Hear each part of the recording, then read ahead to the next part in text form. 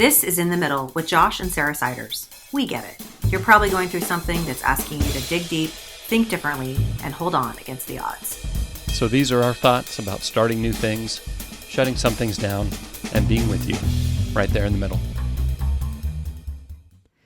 Welcome to the In the Middle podcast, the podcast for those of us who haven't arrived yet. I'm Sarah. And I'm Josh. It is really good to have you here. It's been a minute. It's been a couple weeks. Yeah, we took the requisite time off. Yeah. Got some sickness in, some holiday travel in.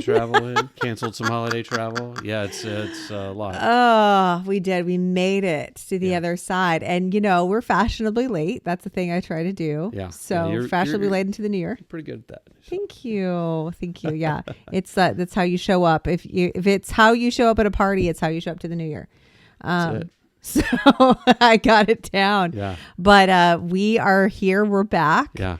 And we're excited. So we've got a sponsor for today. Ooh, who's our sponsor? Our sponsor for today is Weather. Weather. Yes, Weather. indeed. So if you need a reason to cancel your plans, try Weather. Weather is always there for you to blame. It comes in sleet, ice, snow, blizzard. Feet of snow now. Feet of snow, measured in feet, more than 1 foot. Which is what we had here. Yeah. And it was absolutely debilitating for everyone because we weren't ready. I mean, we were. Yeah. And the boys and I were shoveling for hours. Yeah. Hours. And everybody that shoveled was shoveling for hours. So, I guess there was, people who have snow blowers and who are just generally more prepared for life. But I'm prepared for life. I have 2 strapping young lads who live here with me, and they did a good job. It's it's funny because it feels like if you did have a snowblower, you're going to hire it. I'd be like, no, they need to at least do it once. Yeah. It's good for them. Yeah. Get some out of the house. Character. I say that as I was like supportively cheering you on from the indoors. I was like, good job, guys. Way to go. One of them asked, is mom going to come help? No, son. This is our job. That's one, the division of labor in our house. I mean, you could do it. Oh yeah. I'm not against it, but this is guy time. We're going to do it. It's going to work out. It is very much when it comes to the division of labor, I would say we're not like super traditional on like sometimes I'm painting something, sometimes you are. I did a bunch of landscaping in the yard, but usually the kids mow it. Yeah. I don't, it's just kind of like what seems right and what works for us. For 2 hours of you guys, for snow, grunt work. It was grunt work. Shoveling in the cold. Yeah. It's like, I appreciated it. Yeah. It was nice. But it's like real treacherous. Yeah. Just like you have to angle just right to get out of the driveway or you're going to be there for hours. Because our street, the plow came and did one lane. One lane. So it's like when we got about three quarters of our driveway shoveled. Yeah. And the kids were like, we're almost done. I said, no. We don't just do our driveway. We have to connect to where the snow plow. So there's another almost half of a driveway out there. So they're. Oh yeah. No, I don't think we've got mail all week. Like it's the mailbox is it's like 5 feet in. Yeah.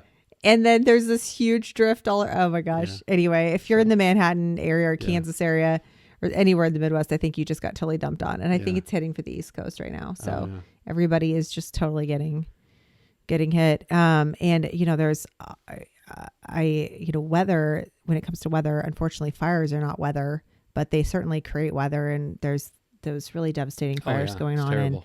In LA right now. And I don't know. I remember that there was some pretty devastating fires in Colorado a few years ago that really significantly impacted my family. And it's so weird when that happens in the winter.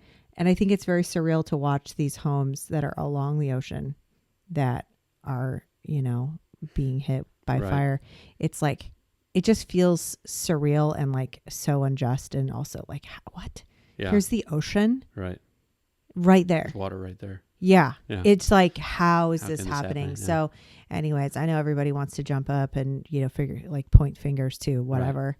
Right. There's a lot of factors, but anyway, those people are in our hearts this week, as we're, thinking about all the different impacts of climate and weather, but anyway, so for, in terms of our sponsor this week, yes, shout out to Weather for disrupting us, keeping us home, giving the kids 2 snow days. I think the kids' lives were sponsored by Weather this week. Oh, definitely. Sure. Definitely. 2 extra days of vacation. Yeah. Plus a delay.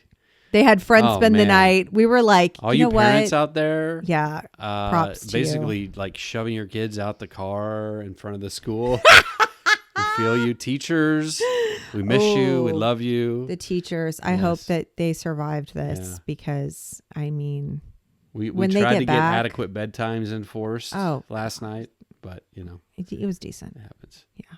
Anyways, all right. So we're kicking off this new year with a look back because it's a look back. Not a full 2024 look back.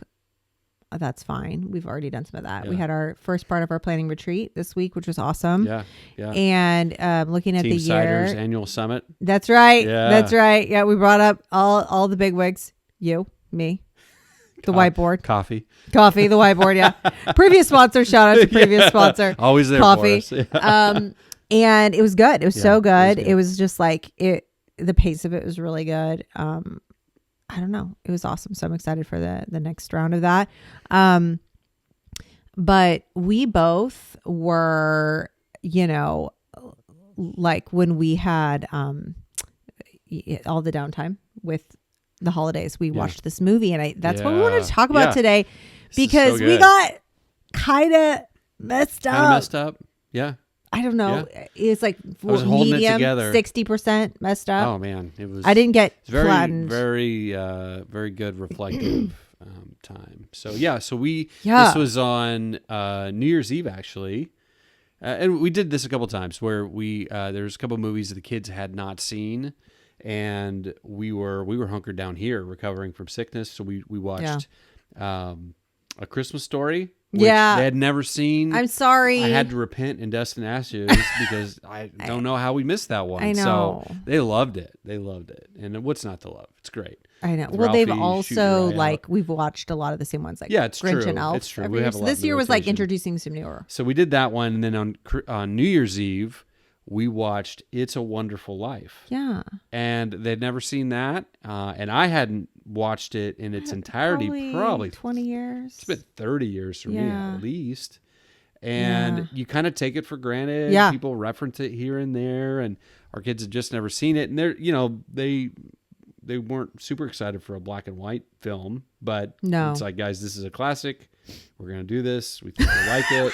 There's some life lessons, they're 10 and a half and 14, so they're able to catch a little bit more. But I tell you who caught a lot from it was these two right here. You and me. I was sitting there holding it together. I was like, what is going on? Why does this hit? And so that's the theme. Yep. That's the major question that we want to talk about.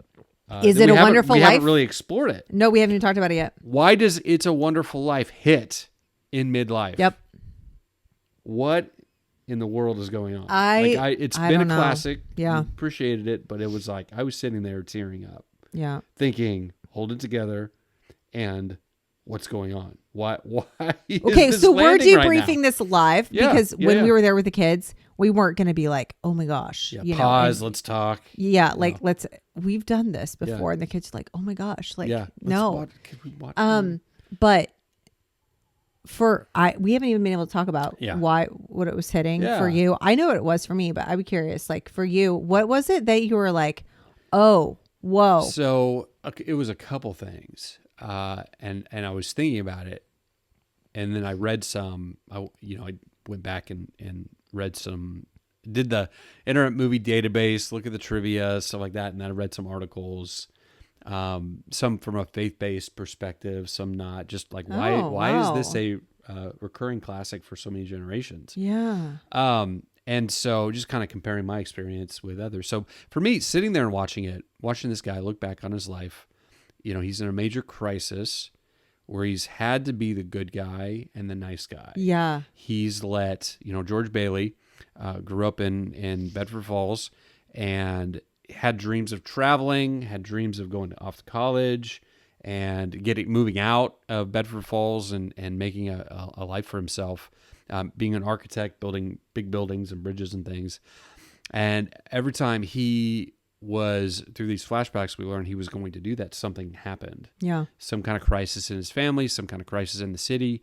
And people asked him to make the sacrifice, and he always reluctantly did. Yep. Like even on his wedding day, where they were about ready to go off on their honeymoon, the bank, there's a crisis, money goes missing at the savings and loan, or whatever the bank that he's a part of. Yeah. Building and loan.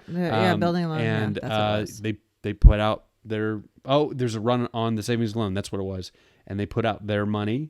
He and his wife, Mary, put up their money to save the building and loan from crashing and going under. And every step of the way, something happens where he's the one called upon to make the sacrifice. And as he looks back, over his life, he's like, this isn't how I wanted it to turn out. This wasn't how it was supposed to happen. Right. Me. And he ends up like, the crooked guy that Potter, owns the whole town. Yeah. He is being dishonest in a major way that puts. So every step of the way, he's kind of fighting this bad guy off from taking over and ruining people's lives. Yeah. He's the hero that steps in and he comes to Christmas Eve and another huge crisis that he can't figure his way out of, and he wants to just end his life. Like he feels like he's ruined, and so Clarence the Angel shows up and takes him step by step about all the things that have happened, and then shows him what life in that town for those people would be like without him. It's just really, really touching, really impactful, to think back about lives that have possibly been touched, but also kind of in a way that you've overlooked. Maybe my life has made a difference. I think in the end, it was a big takeaway for him. I mattered here. Yeah. I didn't get to do my thing, but my life mattered to these people, and my life matters to the city. I didn't get to do my thing. Wow. Yeah. Yeah. And so I think that's just such a heavy thing to sit with. Yeah. In midlife. Yes. And go and look back and go, I would have done a lot of things differently, or I wish I would have, but I don't know how I could have. Right. Right. Yeah. But yeah. So I think I just sitting there with my kids, with you, thinking about, decisions I've made, we've made, had some things gone differently. What would that look like? And would I want it to look different? Yeah. And I think that's what you wrestle with, is like, even if it could, would I want it to? And then, so there's that. And then, where he thinks he's at the end of himself, at the end of his life, doesn't know who to go to for help. Yeah. And then, his wife, unbeknownst to him, calls upon all these people that he's helped along the way, get homes and have lives and build lives and families. Yeah. And they come and surround him and just come through. And, thinking about like who would show up for you, Yeah. Who have you touched? Whose life have you touched so much that when you have nowhere else to go, nowhere else to turn to, they'll show up for you. Yeah. Wow. And he's got just, living room, house full of people, that would do that for him and give out of their lack to make sure he's okay. So it was just really, those were I think two big things that I was sitting with, that I think in midlife were and are impactful. So yeah. So I'm interested in your thoughts as you were watching the movie and what you're thinking about why it hits so hard. Yeah. I think I was definitely moved by just the reality that he was living in, that he was always trying to do something different. He was, he had those travel brochures. I missed that when I was younger. I don't know how, but I always missed that he was holding these travel brochures his whole life. And he was always talking about, I got to get out of here. I can't stay. I got to go. There's all these cool places to see. And his whole life was about that. He had this, suitcase that was you're supposed to have room for stickers and places he was going. And he was always talking about where he was going to go. And, he had some low grade disdain for his dad's choices, that, his dad had chosen to stay and kind of be sacrificial with the building and loan. And he had made a lot of money, and it had been really hard. He'd had a lot of opposition, and, it was like he set up like in this, I want to do these things. I'm going to do something different than my dad. I'm very, here's the plan. Here's the plan. And at multiple steps, he's the big brother. He's going to come through for the family. Yeah. He's going to be responsible, and he's going to put his dreams on hold. And then he's going to continue to have those dreams, and he's going to try for them again. And something comes up. Yeah. And I related to that. I was trying to go overseas and do some work for, different points in my life. And, the place I wanted to go, there was a lot of civil unrest, and I couldn't actually go at the different points when I had the opportunity, which were similar to him, after high school, after college. And then, you get married and your life like becomes more complex. Yeah. People always say that. But I've been surprised by not only just like, oh, you have kids, you have a mortgage, you have responsibility, but also like what it feels like to care about people. And you're like, oh, I'm not just going to go on some month-long trip. Right. Or, if I'm going to take my family with me, that's going to be years from now. Or we have to save up more money, and that's not always an option. So there's just these things where it's like, it's not possible, or something comes up circumstantially and you're giving up, you're choosing responsibility. You're choosing to like the common good. And you're wrestling with your own dream. Like, what do I do with the thing that I thought I was here to do, the thing I've always wanted to do? Right. What do you do with your dream? And I think that like you and I have talked about this. Your dream fuels you in your teens and your 20s into your 30s. It changes a little bit, but it always, I think for most people, it feels like this is the thing I'm meant to do. This is the thing I want to see happen in the world. This is why I'm here. Or like, this is an experience I really want to have. And at some point, if you haven't seen that come to full fruition, which I think a lot of people don't see that, then you just are left like, well, what now? Right? Like, it's not like your life is over. Right. You're in your late 30s, early 40s, maybe you're in your early 50s. Like maybe you're just about to start, maybe you're going to launch your kids, or maybe, there's some new opportunity, but that's not how it feels. It feels like, if I haven't done this yet, what's wrong with me? Is it ever going to happen? And maybe even coming to a place of surrender. And I know I've had to do that a lot, is coming to that surrender. So I think I was wrestling with the meaning of like you said, what is life if it's not what I wanted, right? And it's not what I dreamed, and it's me kind of responding to the need or responsibility of the moment, right? And that's what my life is made up of.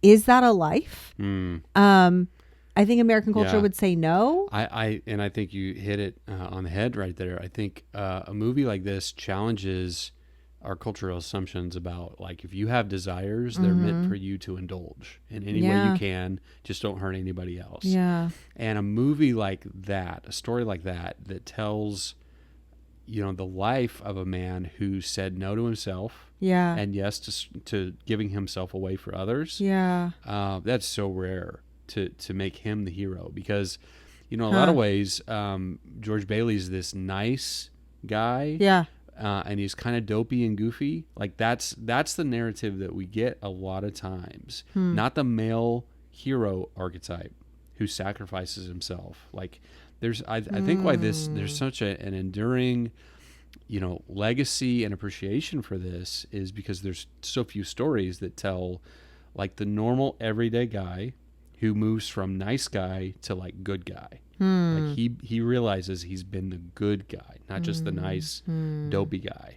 He's been the good guy that gave himself away so that other people could have homes and lives and families. Like the whole developments exist of housing because he helped people who should not have qualified and did not deserve to own homes to get in those homes, and how their lives turned around.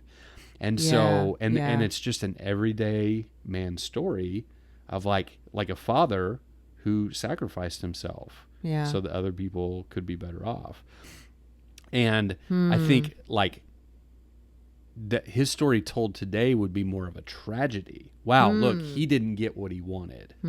How terrible is that? And at the end, he realizes he got everything he really did want. Like he got the family, the friends, he got the outpouring of love, support, and financial, help that and so he realizes like at the end he did get what he wanted.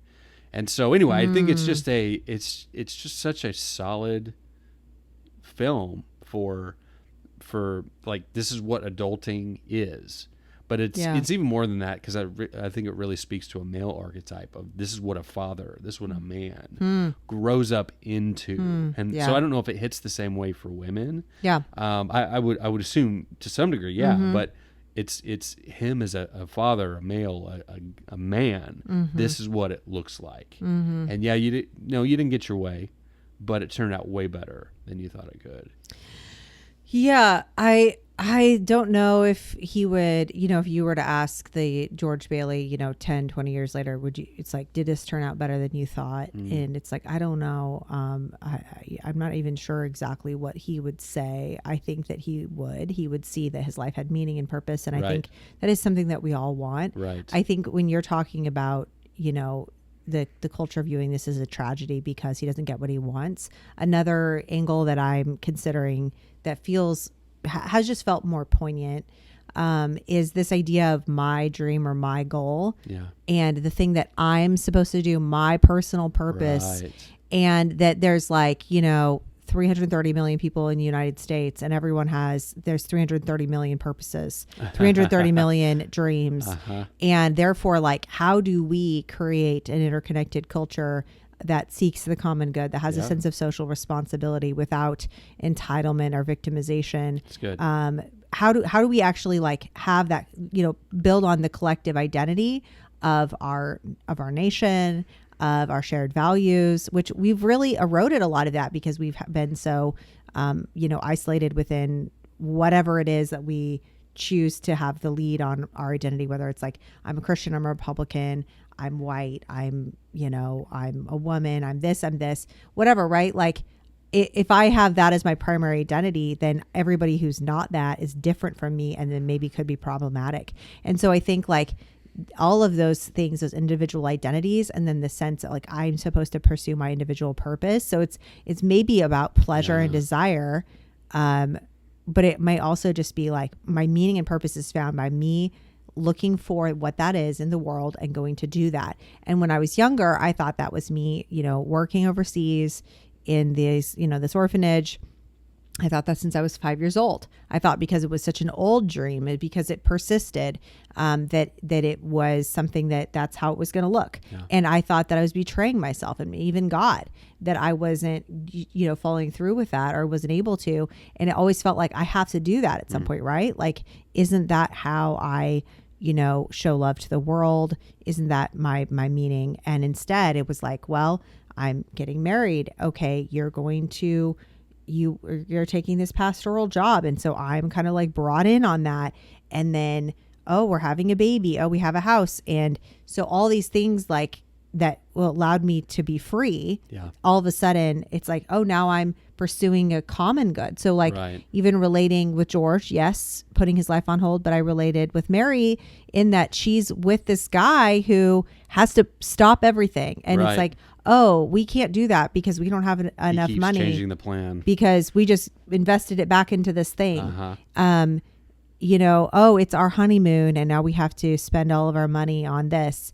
Oh, she has to like be very resourceful with the home because even though he's building all these homes for other people, their family doesn't have all this stuff. And it's like, you know, to what degree is she on board with that, encouraging his choice and making that the family decision versus feeling resentful. And I think for a lot of women, like, you know, if the man's role tends to be the primary identity and choice of the family or requires the most sacrifice.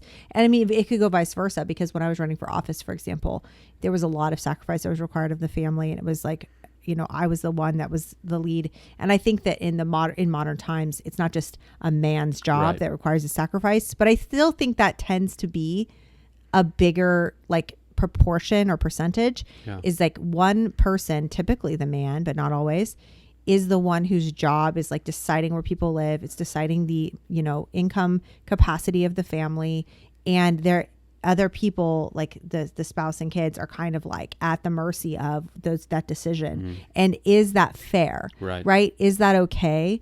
And I think that like I was relating so much with both George and Mary in the movie.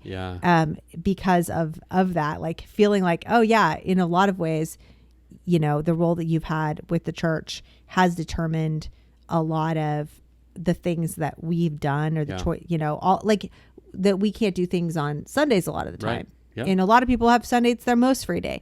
And for us, it's been, you know, there's usually been so it's like just that and so many other things that come with it. Just a lot of like loss and grief, and you know, relating with George and that as well.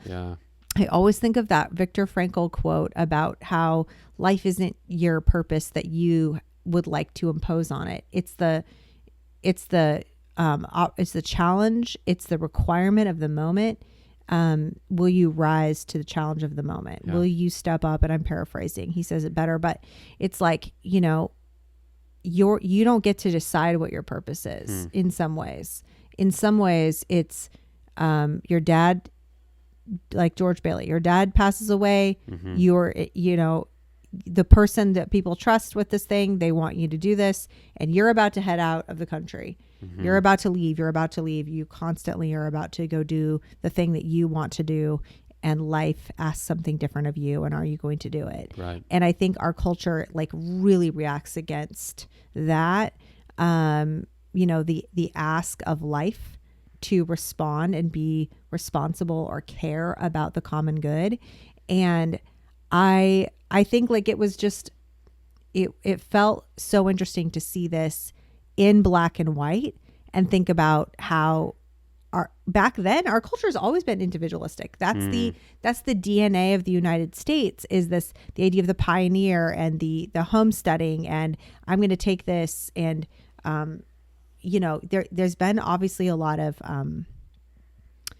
complications because of how we acquired land and how we built our country. We used, you know, warfare and slavery and all kinds of things that were like, when I say we, I mean like founding fathers and, you know, all of that. That's complicated, obviously. And a lot of that was driven by this individualistic, like, I'm going to get my whatever. And America is an amazing country. It's a great country. It is, you know, has prospered, and there's been a lot of elements of the culture that I think have proliferated around the world, and it's been good. But there's always stuff that, you know, we're trying to be a more perfect union, right? This is an area where we need to grow. And so, individualism, I think, is really something that I think this movie really challenges. That's good. That's good. So, like the idea of like your purpose.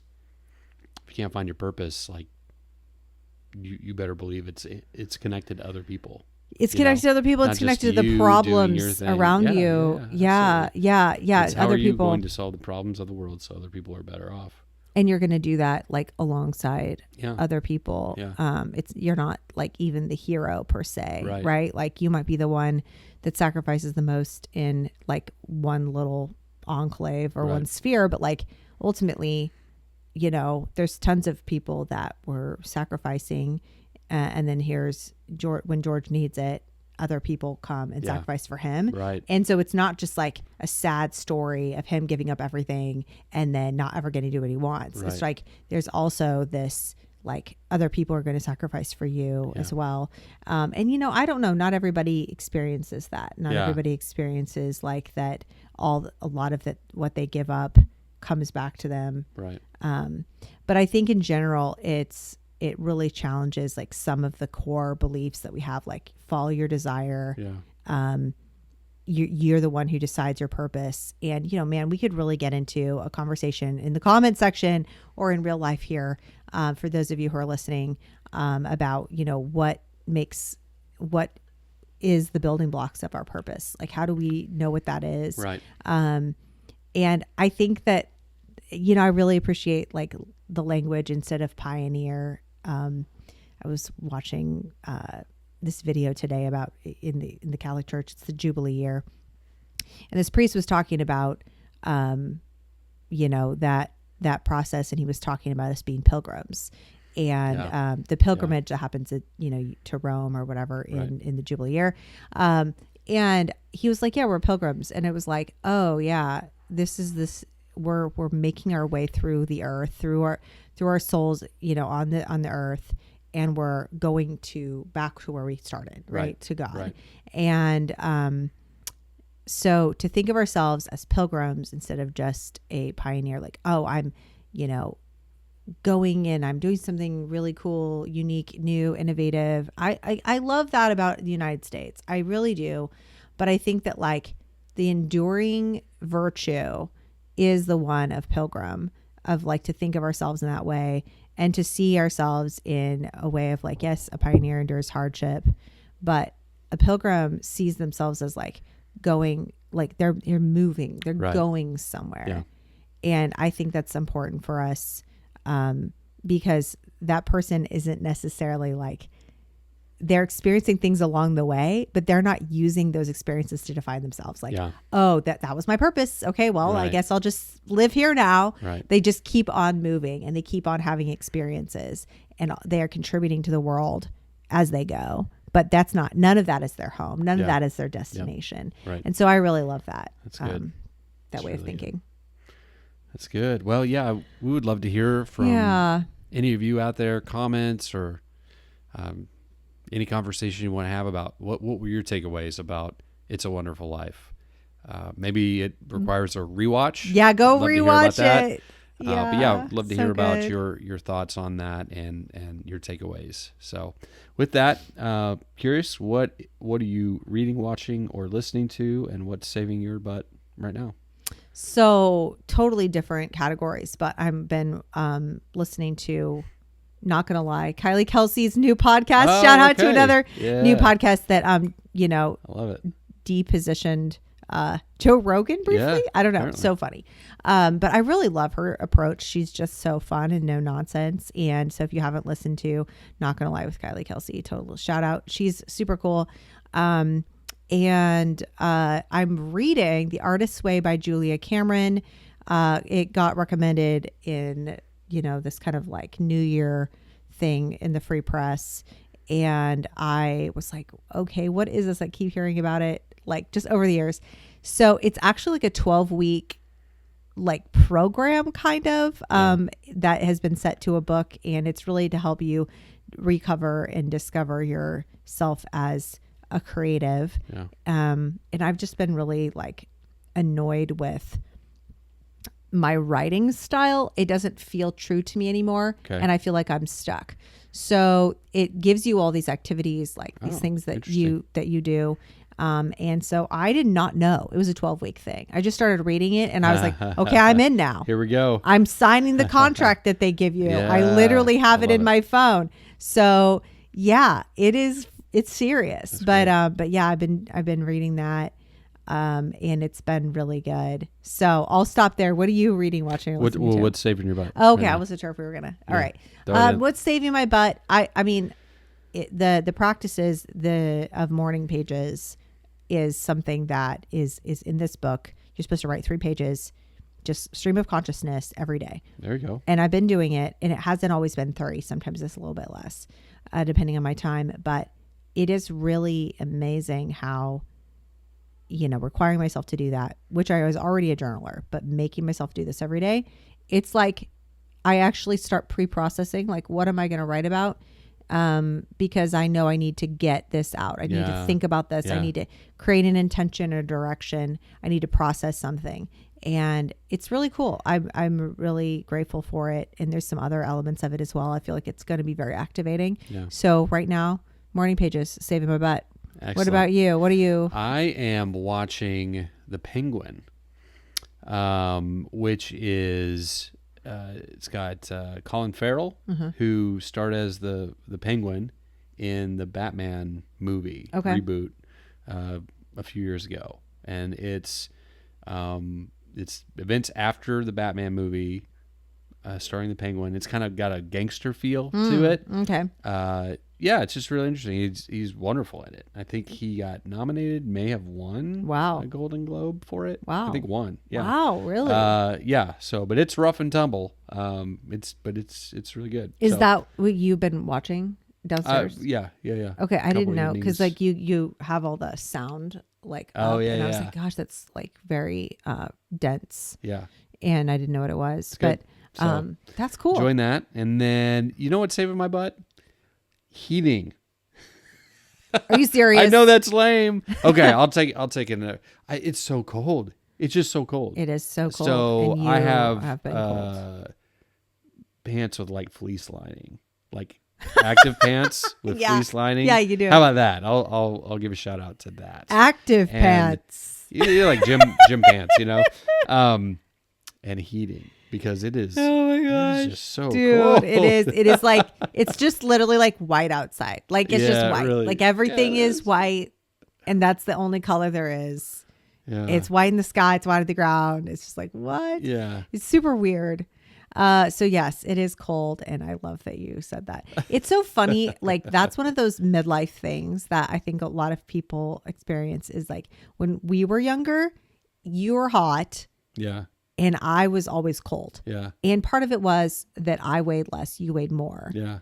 But it's also hormonal. Yeah. It's a bunch of things. Yeah. So now you're always cold. I'm always hot. Sunday or Saturday, walking around with like 3 layers and a robe on. Oh yeah, you looked hilarious. Yeah, you. I was like, next level monk are you mode. Good? Yeah, right. Yeah, I think I called you suburban monk. Yeah, I'll take it. It was just so cozy. Funny, and I was like, I've got my slippers my mother-in-law gave me, which are like, those could go on the saving my butt. Love them. So comfortable, so great. Save it for next time. But I don't know. Anyways, that is really funny. So things that are saving your butt for this cold weather, we'd love to hear about it. Or what you're reading, watching, listening to. Drop them in the comments, y'all. We love a good recommendation. Absolutely. Yeah. So, anyways, we'll be checking out those comments and looking for what you think, and also thoughts on It's a Wonderful Life. Yes. Because that came out in the 40s, so it's like 80 years old. Yeah. I don't know how to feel about that. Yeah. A long time ago. So. Yeah. Yeah. Yeah. Hope you're well though. Thanks for watching. Thanks for listening, and we'll see you next time. Yes. See you next time. This is the In the Middle podcast with Josh and Sarah Siders. Visit inthemiddlecoaching.co for other resources, courses, and helpful tools.